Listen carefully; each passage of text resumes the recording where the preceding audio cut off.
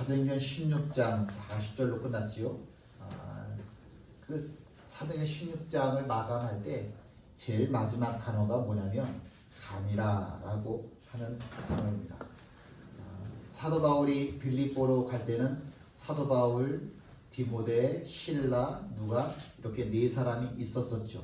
그런데 이제 누가만 빼고 사도 바울, 디모데, 실라 세 사람만 빌립보를 떠나 다음 선교 여행지로 가게 됩니다. 물론 빌립보에 많은 사람이 있지는 않아요. 누가가 가서 더 많은 사람들에게 전도할 수도 있을 겁니다. 그러나 남아있는 소수라고 하더라도 남아있는 빌립보 교인들을 위해서 누군가는 돌봐 주어야 되기 때문에 누가만 빌립보에 남고 사도 바울, 디모데, 실라 이 세 사람만 다음번 선교 여행지로 떠나게 됩니다. 원래 빌립보라고 하는 도시는 굉장히 작은 도시였었습니다.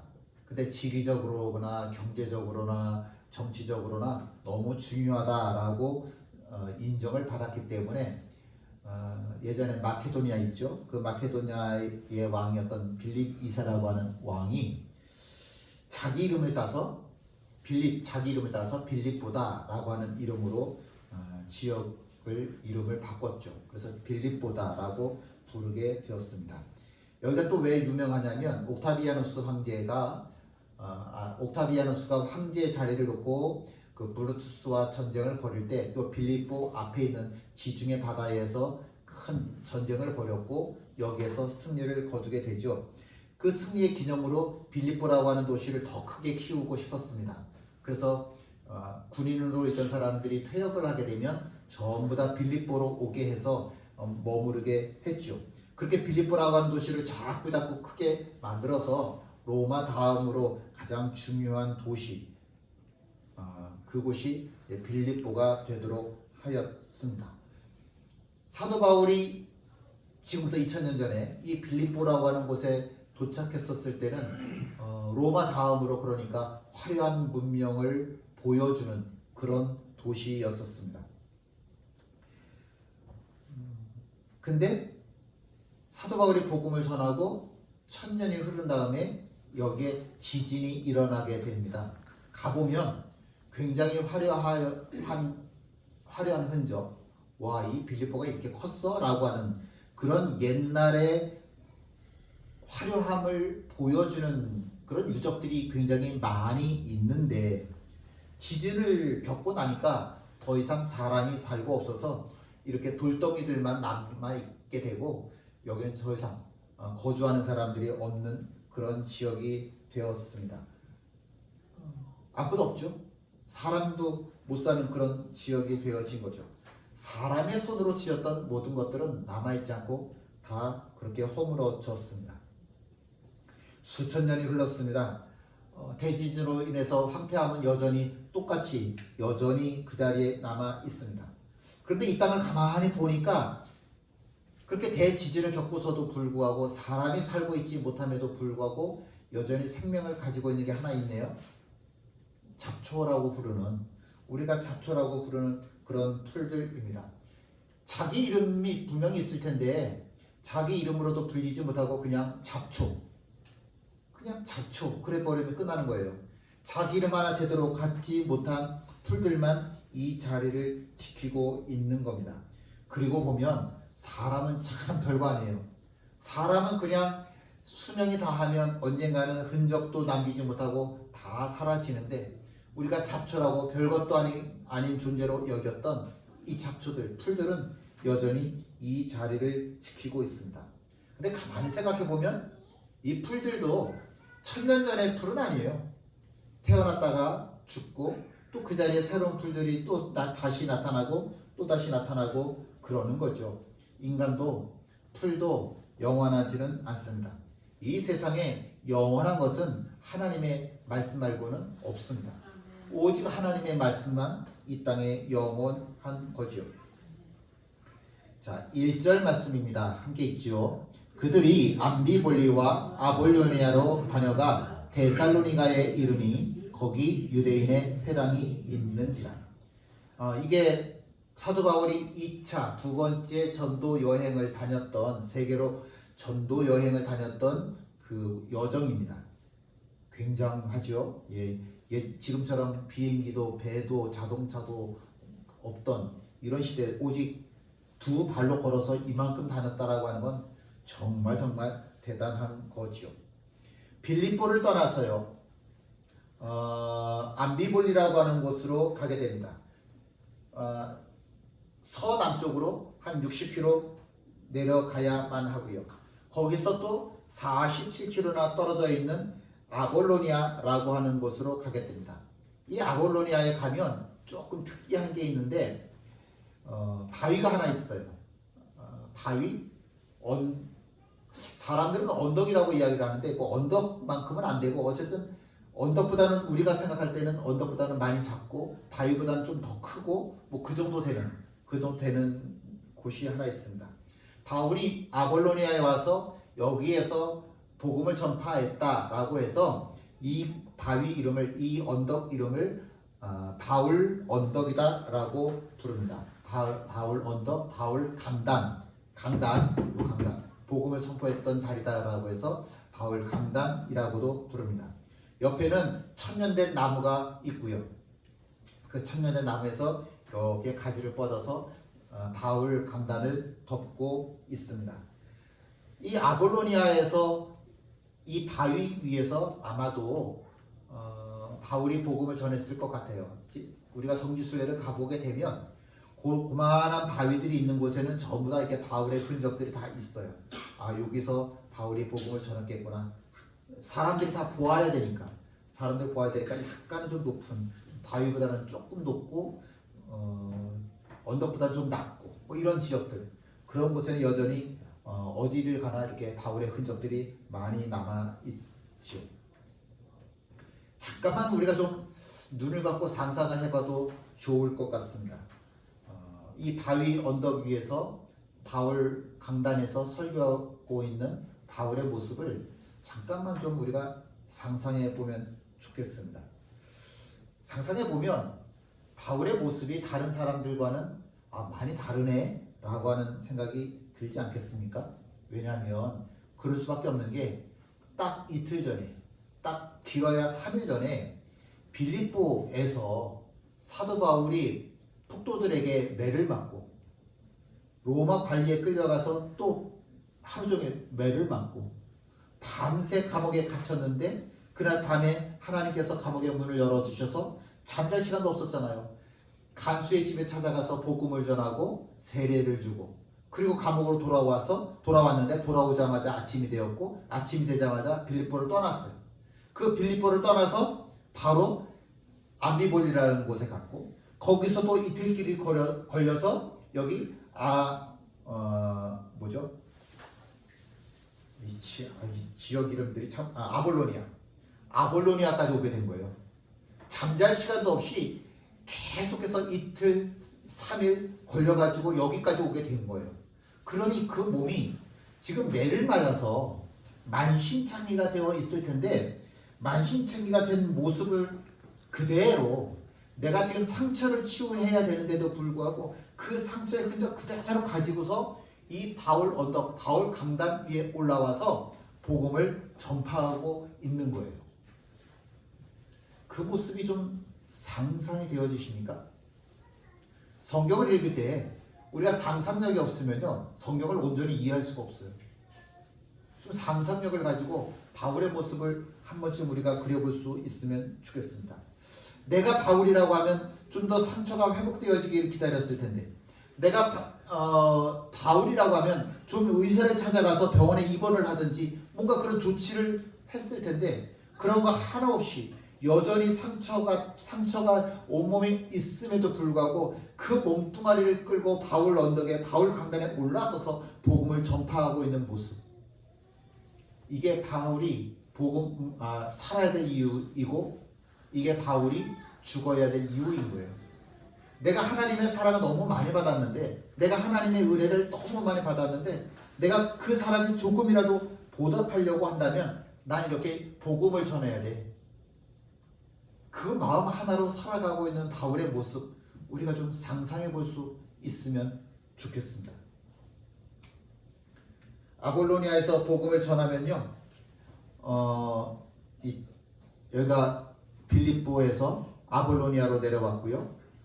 그리고 암비볼리로 내려왔고 또 바빌로니아로 내려왔어요. 그리고 또 데살로니가라고 하는 곳으로 또 내려갑니다. 이게 참 이해가 안 되는 게 뭐가 그렇게 급해? 조금 좀 여유 있게 좀 다니지. 자기의 몸 좀 추스르면서 이렇게 복음을 전하면 다니지. 바울이 복음을 전한 걸 보면 자기 몸을 돌볼 새가 없더라고요. 자, 2절 말씀 함께 읽습니다. 바울이 자기의 관례대로 그들에게로 들어가서 새 안식일에 성경을 가지고 강론하며, 그들에게로 들어가서 라고 하는 말은 사도 바울이 회당으로 갔다라고 하는 겁니다. 회당에 가면 사람들이 늘 있거든요. 근데 특별히 그 사람들은 안식일에는 전부 다 유대인들은 다 모이니까. 빌립보에 갔을 때는 회당이 없었어요. 회당이라고 하는 것은 예루살렘 성전이 없으니까 마을마다 회당이라고 하는 것이 세워져서 그 회당에 모여서 예배를 드리고 말씀을 듣고 하는 곳이 회당이에요. 그런데 빌립보라고 하는 도시에는 유대인들이 많지를 않았기 때문에 회당이 있을 이유가 없었어요. 데살로니가라고 하는 곳에 왔더니 유대인들이 많아요. 데살로니가라고 하는 말은 알렉산더 대왕의 이복 누이 이름이에요. 그럼 벌써 상상이 되죠. 그냥 도시일 텐데 알렉산더가 자기 이복 누이 동생의 이름을 따서 데살로니가라고 하는 이름을 붙인 걸 보면 그 도시가 얼마나 컸겠어요. 그것도 알렉산더가 이름을 붙인 도시니. 그 어마어마하게 큰 도시였고, 그 어마어마하게 큰 도시였기 때문에 유대인들도 그 도시에 많았어요. 사람이 많으니까 당연히 모두 많아진다면 회당도 많아진 거예요. 회당이 많은 중에 내가 여기에서 복음을 전해야겠다. 그리고선 바울이 한 회당을 찍고 거기로 새 안식일에 거쳐서 가더라라고 하는 겁니다. 관례라고 하는 말은 습관이라고 하는 뜻입니다. 바울이 갖고 있는 습관 하나가 있는데 뭐냐면 어느 지역에 가든지 반드시 회당을 찾아갔다. 이게 바울에게 있어서는 습관이다 라고 말씀을 하고 있는 겁니다. 바울의 습관이 뭐라고요? 회당을 찾아가는 것. 이것이 바울의 습관이었다라고 하는 겁니다. 그래서 늘 습관처럼 회당에 가서 예배를 드리기 위해서 가는 거죠. 가면 유대인들이 있어요. 내 동족들이, 이스라엘 사람들, 유대인들이 있어요. 내 동족들을 만나려고 하는 건 아니죠. 내가 복음을 전하기 위해서 회당을 찾아가는 겁니다. 가서 무슨 얘기를 하냐면 그게 3절이에요. 가서 복음을 전하는 게 이거예요. 사도 바울의 다른 전한 복음 우리가 다 몰라도 요 3절 안에 다 들어있습니다. 함께 읽죠. 뜻을 풀어 그리스도가 해를 받고 죽은 자 가운데서 다시 살아나야 할 것을 증언하고 이르되 내가 너희에게 전하는 이 예수가 곧 그리스도라 하니. 사도 바울의 습관은 그러니까 두 가지예요. 하나는 회당을 찾아가는 것 하나가 있고, 두 번째는 예수 그리스도의 복음을 전하는 일. 이것이 바울의 습관입니다. 생각해보면요, 바울이 1차 전도, 2차 전도, 3차 전도, 사도행전은 3번 나와 있다고 그랬고요. 성경학자들은 대부분 90%는요 다 4차 전도 여행을 다녔을 거다라고 이야기를 합니다. 또 나머지 정말 소수의 사람들은 아니야, 바울은 5차 전도 여행까지 했을 거야 라고 이야기를 하는데, 사도행전은 몇 차 전도 여행까지 나온다? 3차 전도 여행까지 나온다. 지금 우리가 읽고 있는 거는 2차 전도 여행이고, 우리가 몇 달 전에는 1차 전도 여행을 했었죠. 그 1차 전도 여행을 시작했을 때 사도 바울이 전도 여행을 시작하자마자 풍토병에 걸렸어요. 도저히 움직일 수 없는 그런 상황이 됐어요. 자기 몸 이렇게 제대로 풍토병 걸려서 죽는 사람들도 많잖아요. 자기 몸 하나 제대로 간수하지 못하는데 그 몸을 이끌고서는요, 난 복음을 전해야 된다라고 하는 그 단 한 가지 이유만으로 범산출령이었던 타우루스 산맥을 넘어가잖아요. 아니 가만히 있어야지. 지금 그 몸을 가지고 저 타우루스 산맥을 어떻게 넘어가? 지금도 넘어가기 힘든데 그래도 가야 되더라고요. 그렇게 자기 몸을 이끌고 올라갔던 곳이 비시디아 안디옥이라고 하는 곳이었고 거기에서 복음을 전해요. 그 몸을 가지고 쉬지도 않아요. 그리고 그곳에서 루스드라라고 하는 곳에 갔는데 루스드라에서 가서 복음을 전하는데 유대인들이 폭동을 일으켜서 돌로 때려 죽이려고 하죠. 실제로 그 사람들은 사도 바울이 죽었다고 생각을 해서 그 시체라고 생각했던 사도 바울을 성 밖에다 집어 던졌어요. 다음날 아침에 사도 바울이 정신을 차려보니까 시체 더미들 속에 있는 거예요. 일어나서 자기 발로 자기를 때려 죽였던 사람들이 머무르고 있는 루스드라 그 성 안으로 다시 들어가서 또 복음을 전해요. 그리고 나와서 또 다른 곳에 가죠. 갔는데 더베 가서 또 복음을 전하죠. 갔더니 거기서도 또 폭동이 또 일어나요. 그럼에도 불구하고 사도 바울이 절대로 포기하지 않는 게 뭐예요? 복음 전하는 일이더라고요. 사도 바울이 가지고 있던 제일 큰 습관, 그거는 복음 전하는 일이었습니다. 저도 저희 어머니하고 다닐 때, 저 어릴 때 기억이 나요. 어머니가 가시셔서 뭘 하시든지 꼭 한마디 하시는 게 있었거든요.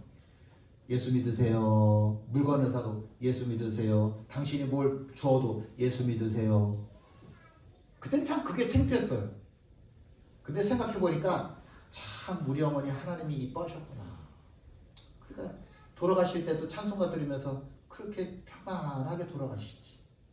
참 죽으시다 돌아가셨으니까 그것처럼 평안한 죽음이 어디 있어요. 참 우리 어머니 하나님 많이 사랑하셨구나. 평생 동안 내가 해야 될 일, 사도 바울에게 있어서 가장 큰 습관은 복음 전하는 일이었습니다. 그러면 우리가 생각을 해보는 거예요. 사도 바울이 가지고 있던 가장 큰 습관이 복음 전하는 일이었다? 그거는 하루아침에 내가 어제 잠을 잘 잤어. 그리고 일어났더니 갑자기 나는 오늘부터 복음 전하는 사람이 될 거야. 그래서 복음 전하는 습관이 생긴 걸까? 아니면 밥을 많이 먹었더니 공부를 많이 했더니 기도를 많이 했더니 갑자기 이런 복음 전하는 습관이 생긴 걸까? 성경은 그렇게 말씀하지 않습니다.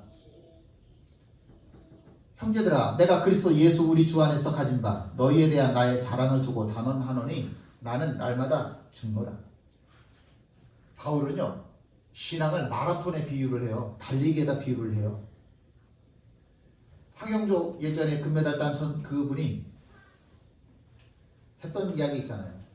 연습이 얼마나 힘들었는지 이 달리기 연습하다가 마라톤 연습을 하다가 달리는 기차가 있으면 그 안에 뛰어들어가 죽고 싶더라잖아요. 너무 힘드니까. 사도 바울은 신앙생활을 마라톤에 비유를 했어요. 달리기 연습. 매일 죽을 것 같이 힘들었는데도 불구하고 그 일을 포기하지 않고 매일 그렇게 해왔다. 그래서 나는 이렇게 복음 전하는 사람이 될 수 있었다 라고 하는 겁니다. 이 세상에 저절로 생기는 습관은 없습니다. 어느 날 갑자기 생긴 습관 절대로 존재하지 않습니다. 습관이라고 하는 건 100번, 1000번, 10,000번 반복했을 때 생기는 겁니다. 그걸 우리가 습관이라고 이야기를 합니다. 아이들이 걷기 위해서는요, 아이들이 일어나려면 100번, 1000번 넘어져야 일어나고 100번, 1000번 넘어져 봐야 아이들이 넘어지지 않고 걸어가는 법을 배우는 거죠. 아이들이 숟가락질을 제대로 배우려면 100번이고 1000번이고 실수해야 제대로 숟가락질하는 법을 배우는 거예요. 규영이가 이제 조금 숟가락질을 하더라고요. 제가 보고 깜짝 놀랐어요. 요놈 봐라. 이제 숟가락을 들어서 자기 입에 밥을 집어넣을 줄을 아네. 이제 세돌 돼가니까 이제서야 좀 돼가네. 그동안 몇 번이나 실수를 했을까? 그 실수하는데도 불구하고 이 녀석이 포기하지 않는 거예요. 계속 숟가락질 하는 거예요. 그러다 보니까 숟가락질을 점점점 잘 하게 되더라고요. 100번이고 1000번이고 실수해야 배웁니다. 실수하지 않으면 절대로 배울 수 있는 방법이 없습니다. 한국전쟁이 있었을 때 미군들이 북한군 병사들을 붙잡았어요. 포로들을 붙잡았어요. 그랬더니 이 북한군 사람들이, 북한 군인들이 살고 싶으니까 나 예수쟁이라고, 나 예수 믿는다고 그러는 거예요. 미국이라고 하는 나라가 기독교 국가니까 나 예수 믿는다고. 그러니까 미군들이 뭐라고 그러냐면, 그래? 그럼 너 기도해봐. 그랬더니 사람들이 이제 기도하는 신호를 내기 시작하는 거죠. 우리가 볼 때 북한 사람들이, 북한 군인들이 기도하는 모습을 보면 예수쟁이인 거, 예수쟁이 아닌 거 구별될까요? 안 될까요? 구별되죠. 이 기도하는 자세라고 하는 게, 나 오늘부터 기도할 거야, 딱 그냥 나오지 않아요. 그냥 기도하는 자세가 그냥 나오지 않아요. 내가 며칠이고 몇 년이고 계속 기도하던 사람들을 딱 자리 잡으면 기도하는 자세가 딱 폼이 나. 근데 기도 안 하던 사람들은 폼이 안 나. 폼이 안 나. 아무리 모방을 해도 모방할 수 없는 게 그게 기도잖아요. 그게 기도잖아요. 함께 있습니다. 아무든지 나를 따라오려거든 자기를 부인하고 날마다 제 십자가를 지고 나를 따를 것이니라. 매일 예배 드릴 수 있어요. 매일 성경 읽을 수 있어요. 매일 기도할 수 있어요. 근데 그런다고 온전한 예수쟁이가 되지는 못합니다. 매일 예배하고 매일 기도했는데 매일 성경 읽었는데, 그럼요, 그런다고 해서 예수쟁이가 온전한 예수쟁이가 되는 건 절대로 아닙니다. 뭐가 있어야 되냐? 자기를 부인하는 일이 있어야 돼요. 십자가 앞에서 자기를 부인하는 모습이 있어야 돼요. 십자가를 짊어질 수 있는 책임감이 있어야 돼요. 자기를 부인할 줄 알아야 되고 십자가를 짊어질 수 있는 책임이 있어야만 온전한 예수쟁이가 되는 거지. 자기를 부인할 줄도 모르고 십자가를 짊어지는 책임감도 없다. 자기 기분에 따라서 십자가를 짊어졌다. 자기 기분에 따라서 십자가 내려놓았다. 이런 사람은 절대로 온전한 예수쟁이가 될 수 없습니다. 왜요? 믿음이라고 하는 건 습관이거든요. 습관이라고 하는 건 내가 계속 해야 돼. 안 하면 불편해서 못 견뎌. 십자가를 짊어지는 게 내 습관이 되어야 된다니까요. 자기를 부인하는 게 내 습관이 되어야 된다니까요. 믿음은 습관이에요. 습관이라고 하는 말은 반복된 훈련의 결과라고 하는 거예요. 반복해서 자꾸 내가 훈련을 해서 이게 내 습관이 되어질 때, 그때 비로소 내 믿음도 자라는 거지. 내가 믿음에 아무런 습관이 없어. 이런 사람은 믿음이 안 자랄 수가 없어요. 자, 함께 있죠. 내 아버지여, 만일 할만하시거든 이 산을 내게서 지나가게 하옵소서. 그러나 나의 원대로 마시옵고 아버지의 원대로 하옵소서. 예수님 안에는 인성이 있고요, 신성이 있어요. 우리가 예수님을 보면서, 예수님, 그 육체로, 하나님이 육체로 이 땅에 오셨지만, 그분이 예수님이시지만, 그 예수님을 보면서 우리가 예수님은 완전한 인간이셨다. 또 그러면서도 완전한 하나님이셨다. 이렇게 고백을 합니다. 완전한 인간이시라고 하는 말은 이 말씀을 보니까 이해가 되지 않나요? 십자가를 앞에 두고 나는 십자가에서는 죽고 싶지 않아. 인간 예수님이니까 죽음의 잔, 너무너무 고통스러운 이 십자가라고 하는 것만큼은 내가 피하고 싶더라라고 하는 마음이 예수님에게도 똑같이 있었어요. 그래서 기도하는 거예요. 하나님, 아버지, 내가 자식인데, 내가 아들인데 나한테서 이 십자가라고 하는 죽음만큼은 거둬가셔도 되잖아요. 왜 나한테 이렇게 고통스러운 십자가라고 하는 걸 주시는 겁니까? 이 십자가는 좀 지나가게 해주세요. 인지상정이에요. 죽음을 앞에 두고 그걸 피하고 싶은 거는 인지상정이에요. 누구나 다 그런 마음이 있는 거예요. 그런데 하나님의 뜻이 이루어지기를, 나의 원대로 하지 마시고요, 아버지의 뜻대로 이루어지기를 원합니다. 내 뜻은 너가 십자가에서 죽어서 거룩한 산재물 되어지는 건데, 이게 하나님 뜻이라고 하면 어쩔 수 없지요. 그렇게 하나님의 뜻을 인정하는 것, 그렇게 하나님의 뜻을 인정하는 것, 이렇게 되기 위해서는, 온전한 예수쟁이가 되기 위해서는 뭐가 필요할까? 예수님이 뭐를 하셔요? 예수님한테도 습관이 하나 있으셨어요. 무슨 습관? 기도하는 습관이 있으시더라고요. 기도하는 습관이 있으시더라고요. 내가 죽음이라고 하는 순간에 맞닥뜨렸을 때에 그 순간마저도 하나님의 뜻이 이루어지기를 원하는 정말 온전한 예수쟁이가 되고 싶다고 한다면 습관 하나를 가지셔야 돼요. 거룩한 습관 하나. 무슨 습관이요? 기도하는 습관. 거룩한 습관 갖고 있어야 돼요. 여러분, 예수쟁이에게는 거룩한 습관이라고 하는 게 꼭 필요합니다. 이거 없으면 온전한 예수쟁이가 될 수가 없어요. 될 수가 없어. 찬송가 1절부터 4절까지 부를 수 있는 거 하나는 있어야 될 거 아니야. 내가 성경을 이야기할 때 한 절이라도 내가 온전하게 외울 수 있는 거는 있어야 될 거 아니야. 그죠? 예수님께서는 하나님의 뜻이 이 땅 위에서 이루어지기를 정말로 원하셨습니다. 그래서 예수님께서는 자기의 습관을 절대로 포기하지 않으셨는데 그게 바로 기도하던 습관이셨습니다. 믿음은 뭐다? 습관이다. 믿음은 뭐다? 마라톤이다. 42.195 인천에서부터 서울까지 뛰는 건데 제가 목회하면서 목회 시작하자마자 저희 선배님들이 저한테 뭐라고 얘기를 하냐면 목회는 마라톤이야. 이게 처음에 무슨 뜻인가 그랬어요. 근데 그때 저한테 그 선배님들이 하셨던 이유는 뭐였냐면 너무 열심히 하면 일찍 지친다.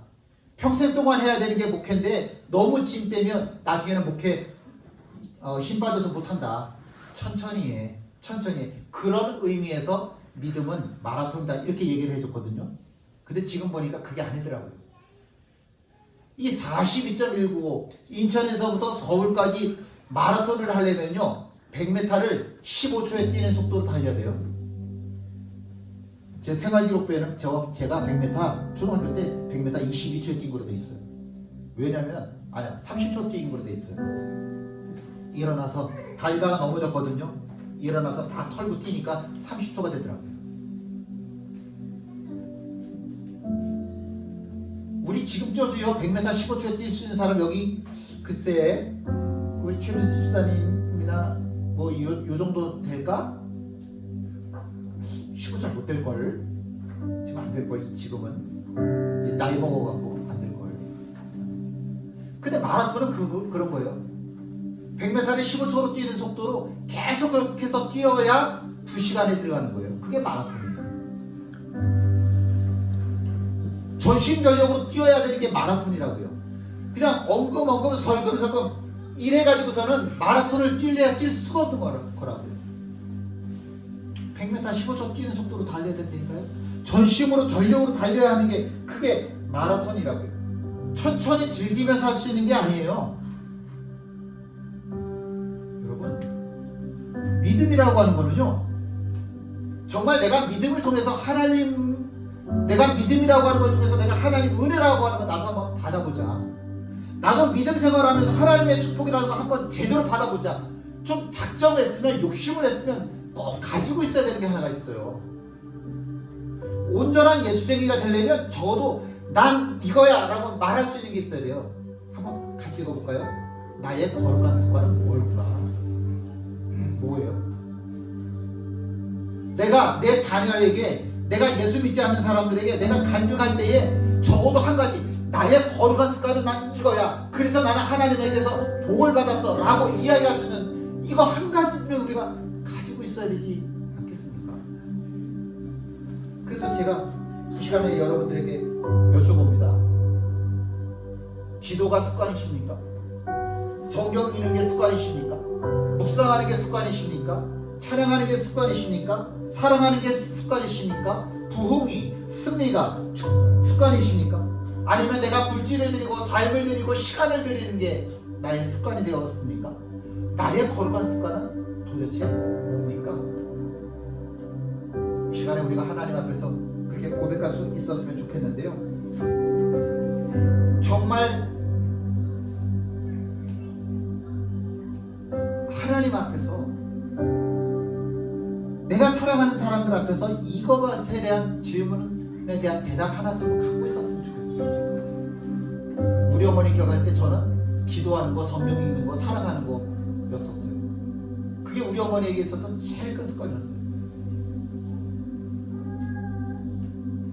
어떤 것을 습관으로 가지고 계십니까?